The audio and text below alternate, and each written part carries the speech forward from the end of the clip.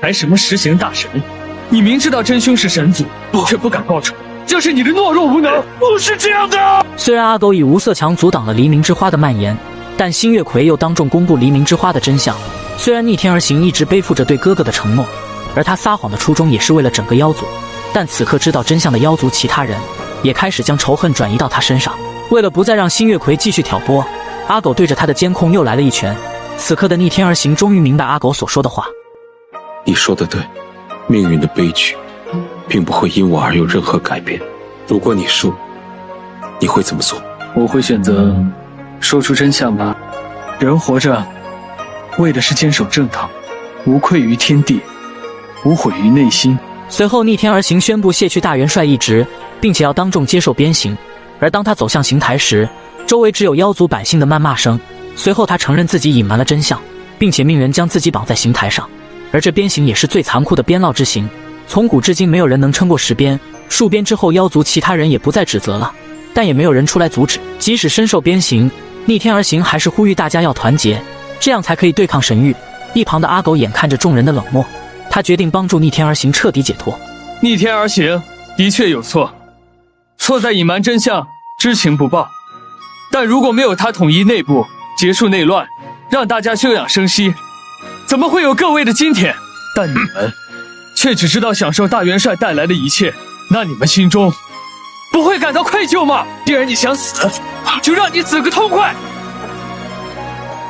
只见阿狗一边就将刑台打他，而妖族其他人也终于不再冷漠，他们希望逆天而行能继续带领他们。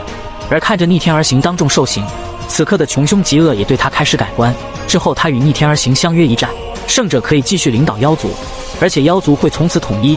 即使刚刚受完鞭刑，逆天而行的实力也远超过他。一个暗夜凶光斩就击倒了穷凶极恶，而穷凶极恶也答应会永远追随，就如同当年他追随海阔天空一样。随着妖族13部落顺利统一，反神大军也顺利集结。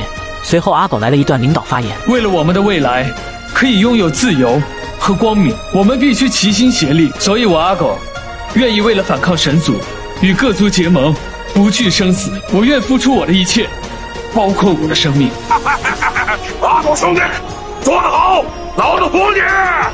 之后阿兰向大家介绍神域的地图和势力。神域除了黑龙之外，最强的2个势力分别是祭司殿和圣贤殿。祭司殿以星月葵和6部大神为主，而圣贤殿以神眼和3大圣王为主。至于登上神域的路线，他们最终选择了海上路线，而这自然也离不开战船。阿狗决定回到人族去寻找造船能手。随后他又来到焚天洞，原来当时不死鸟将火菩提交给他时，还告诉他此处有一位故人。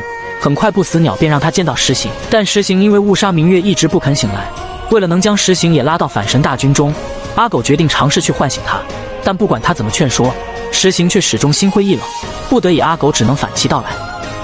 而且你现在体内的战斗神力实在是太弱了。当听到阿狗居然说自己弱，石行再也忍不住了，他的力量也在一瞬间回归。而不死鸟提出想和他订立契约，此刻的石行只想替明月报仇，他随即便答应了不死鸟。很快他便和不死鸟的精魂融合，而一个新生的石行站在阿狗面前。送走石行后，阿狗也要返回人间，逆天而行带领所有人前来送他，并且给他留了电话。而阿狗也承诺一定会让他们亲手找星月葵报仇。金月葵与黎明之花残害妖族百姓的大仇，我一定让你们亲手相报。山高水远，一路平安。后会有期。